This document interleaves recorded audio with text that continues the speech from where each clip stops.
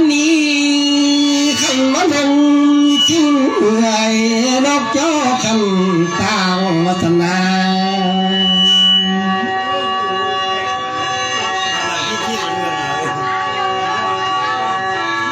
ได้ว่าอย่างคำเหนื่อยที่นุ่งอยู่ขันเปลี่ยน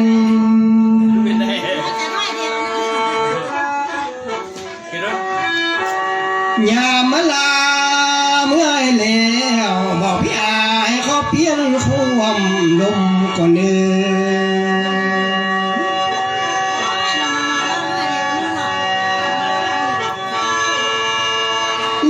ลาเอ้ยได้ว่าเสียง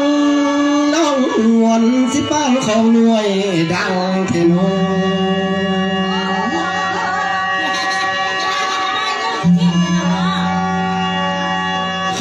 เสียงเยี่ยมดังมาปานละคังมวยหน่อย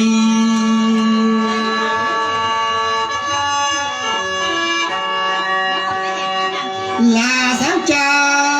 จ้อยจ้อยเสียอ้อยมู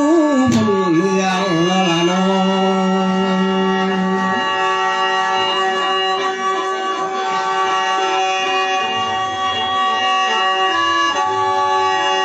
วันนี้เจอหนุน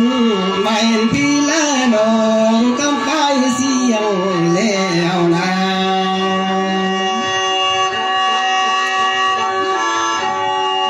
มาเห็นลูกเห็น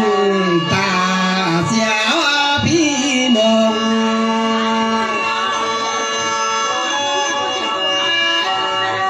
มาเห็นแก้วร้องคงร้องแล้วนะโมลำน้อย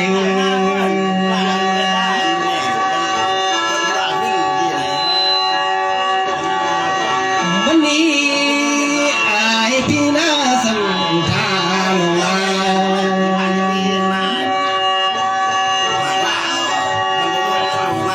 ถ้าว่ามีเด็กบ้านจังอื่นน้องมาเสื่องแต่บ่น้อยกินเมียนลมไอน้องมันดิ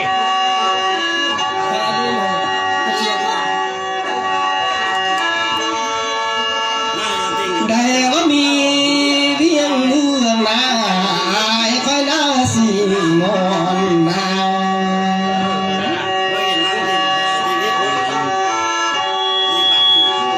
จังในป่าสีเมืองเฮา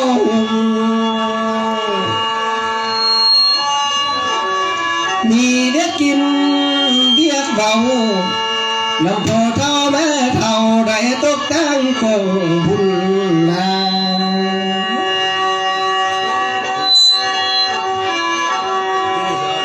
มื้อนี้เราผู้มาคำนี้บ่พอพี่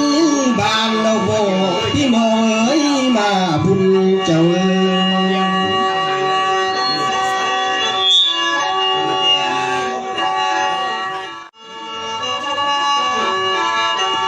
น้องมาตามมือนี้บ่พอพังของเมืองเจ้าบ่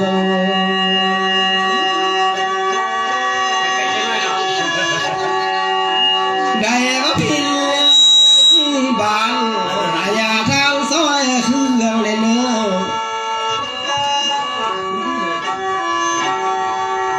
ได้ว่าพินของเมืองขออย่าซอยเบา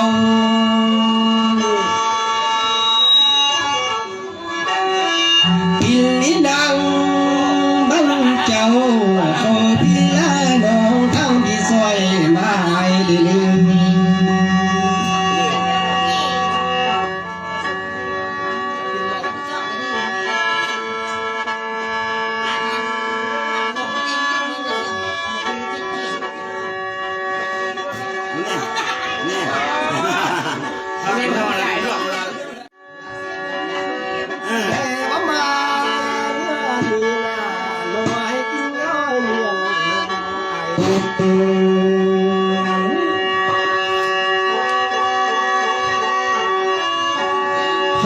เสียงบ่มวนกวายฟังเอาแต่ในมันยืน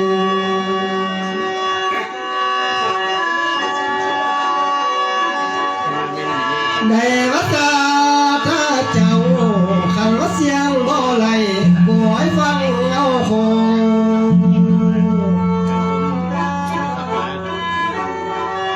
ขอไปพี่น้องเสียเป็นย่อแย่ต้องแก้ดื้อมาเสลง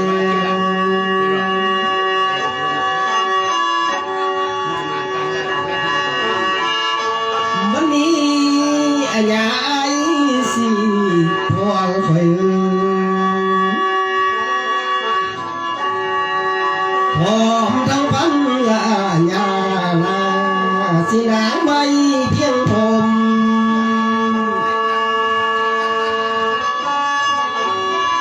พร้อมทั้งพี่และน้องผู้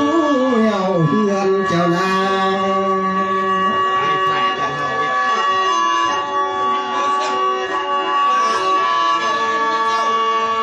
มื้อนี้ขันมาได้กินข้าวไอ้พี่บ่ลืมแม่งสุนนาเทโน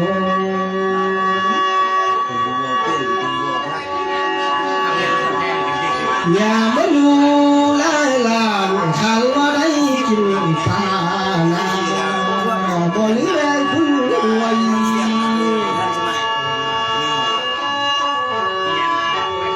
ได้อาสาตาเจ้า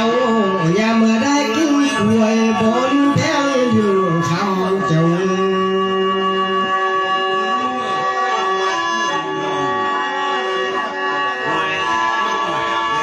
วันนี้ได้คิดถึงยังหาเสียแล้วกังพ่อเฒ่าแม่เฒ่าเพิ่งได้หนุ่มตั้งแต่เมื่อปานได้เสียแล้ว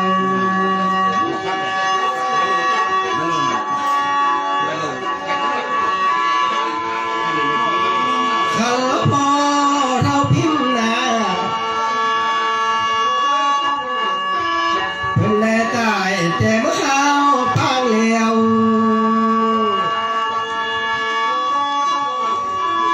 ข้าตาย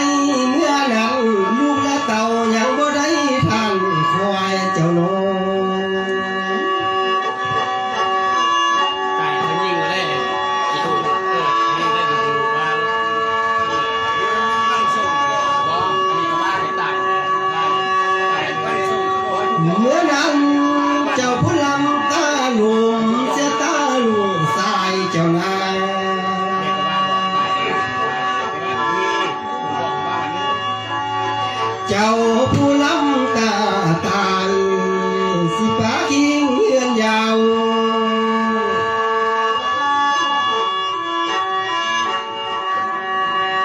จังว่าเมื่อ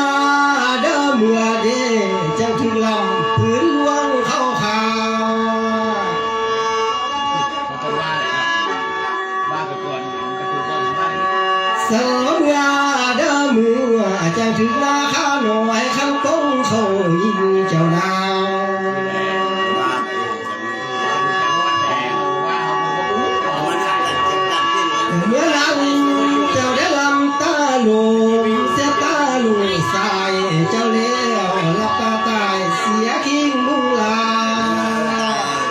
ตายจะยิงคนไหนแค่แต่ดูไม่มีตายเป็นฆ่าเป็นตายดูเนี่ย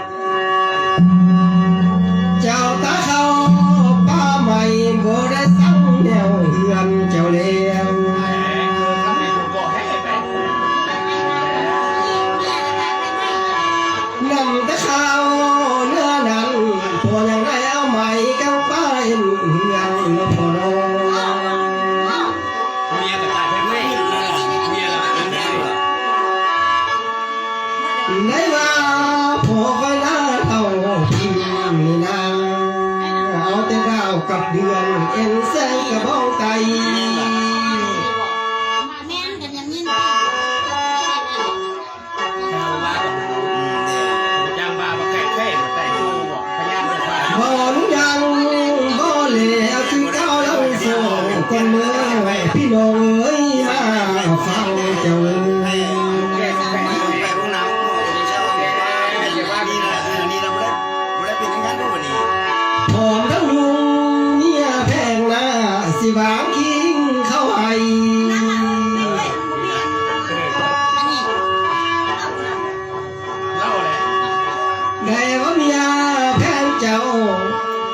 เจอขานำไฟใหม่แต่เมื่อปังได้สดี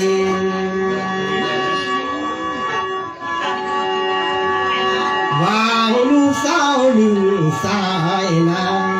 งเสียเขียนยาว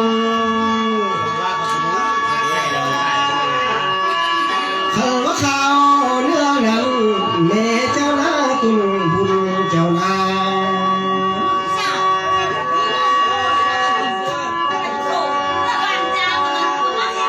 เขาว่าเมื่อเจ้าหลวงลูกทิ้งเจ้าบ่ได้เอิ้นชั่วลุงลายเสล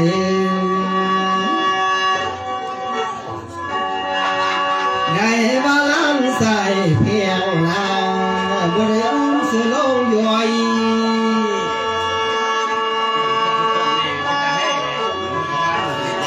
เขาว่าเขาเนื้อนั้นได้ว่าลูกอ่อนน้อยบ่ได้เอาปิ่นมือเจ้าแล้ว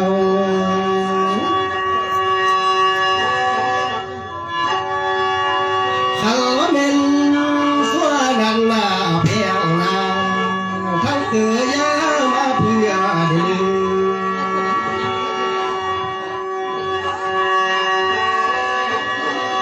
เขาว่าเป็นสัวนั้นทางเรือยามาเพียนแพงนา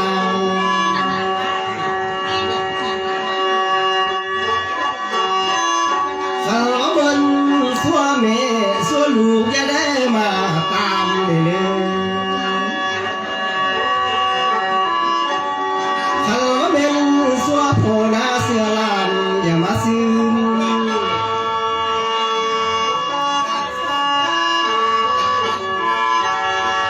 อย่าได้มีข้อหายกำก้อยแล้วเฮือนเจ้าเดิน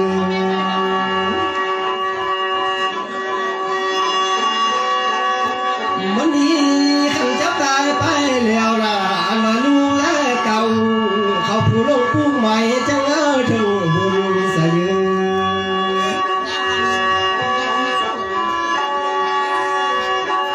เขาว่าลงเป็นคนมาอายุยืนทั้งเท่า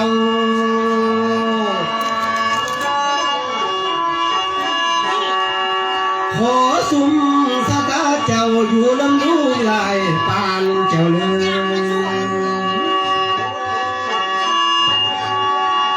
ขอสุมสตาเจ้าอยู่น้ำลายหลายซ้ำเจ้าผู้ทานนี่ได้มากองผู้เจ้าตุงคือน้ำยาไหลเพล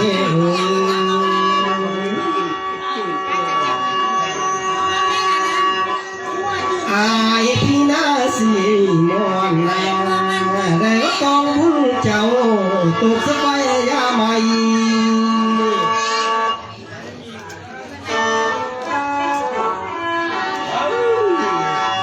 นำตัวนี้เมื่อนาเจ้าผู้กินทางแนวเขาว่ากองบุญเจ้าตุกเสือน้ำมังกวางกวยกับแก้วลอยมาสะยืน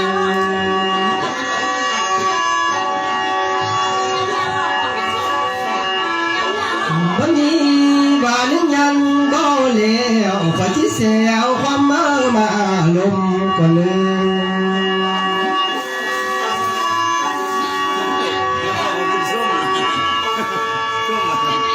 เพื่อเสียงไฟเต่าเบาน้ำลาโมลำกันเมื่อได้กินเลี้ยงลมเคย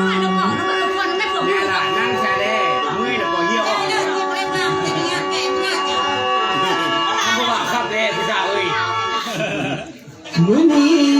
ดอกผู้มามือนี้น่าเจ้าหน่วยละกินโม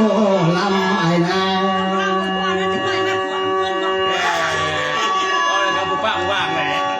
เขาว่าลงจริงนั้นก็ได้บินคำโซลาโบ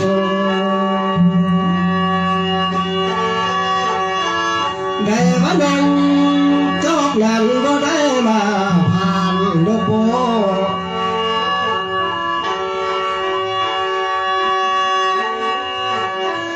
อย่างแต่ลงทั่วลาวไม่เห็น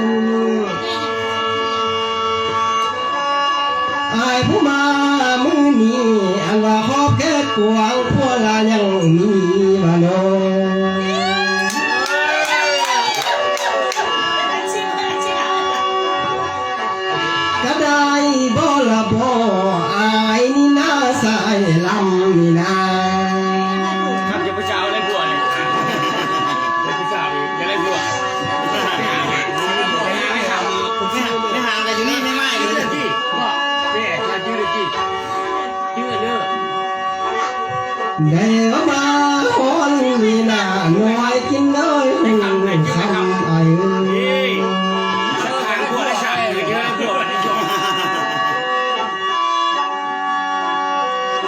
อย่างนาได้คุยสัญญาอย่างละ3 มือนี่ มื้อนี้หายพี่น้าใส่ลำแล้วมาเห็นแม่คำโนพี่นี่สัมปตั้งปีกายบ่ละบง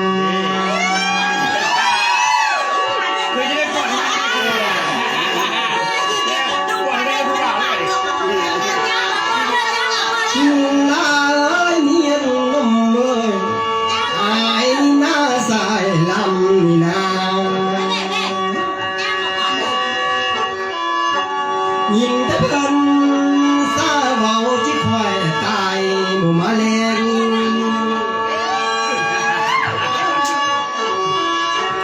เข้ามาปีนี้อยากได้ฟ้าแดดแรงสิไปไม่ป่าบอนเสล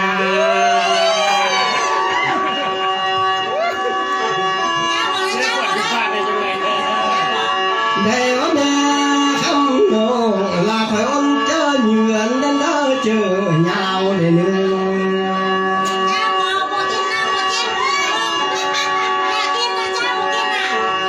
ลาพ้น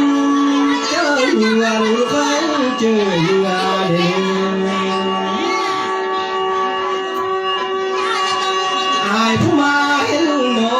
ขันบ่ข้าลำพัวอยากกอดคอดมแก้ม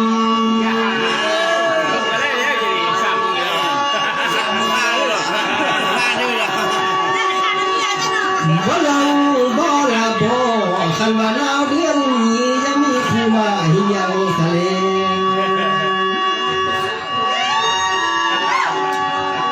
อายนี่น้าใส่ลำนี่นา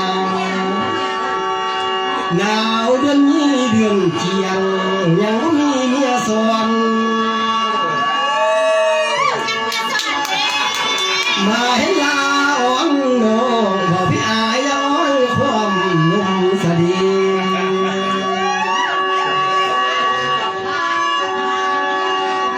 บ่ลงบ่ลาบ่อายบ่มีมอนแล้วแกงบ่อนที่มีก้อนหลัง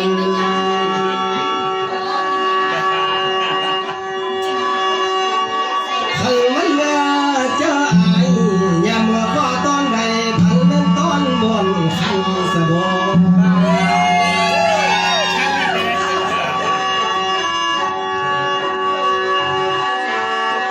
อายที่สันโนแม่น้อยกินน้อยหมอลำไหลแม่ก็แม่คำลา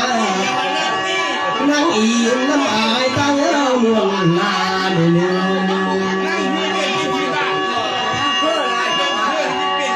อมาฟังสายจาตาละมันม้วนบาน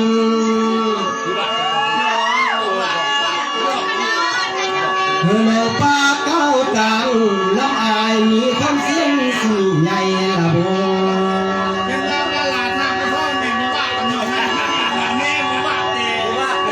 เข้ามาหอน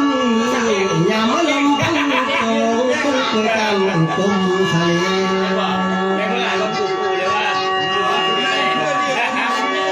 เข้ามาลมตั้งโตสิโตอยู่กันเลยทลายเนี่ยอย่าตุ่มลาเขาเทียนเอาโบหน่วยกินได้หมอลำหน่วยแก้วร้อยสวยได้หน่วยบ่ได้ก้อยโคสุ่มหน่อย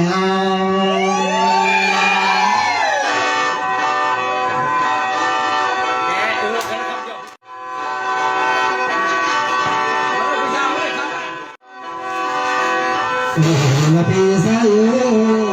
โอ้ละพี่สายพอเกิดมาให้นาเขามานั่งยิ้มเพื่อนเดินขอไปได้เนื้อสู่เพื่อนเมียเพื่อนเขามันใส่ใจนั่นนั่นมาวันไหน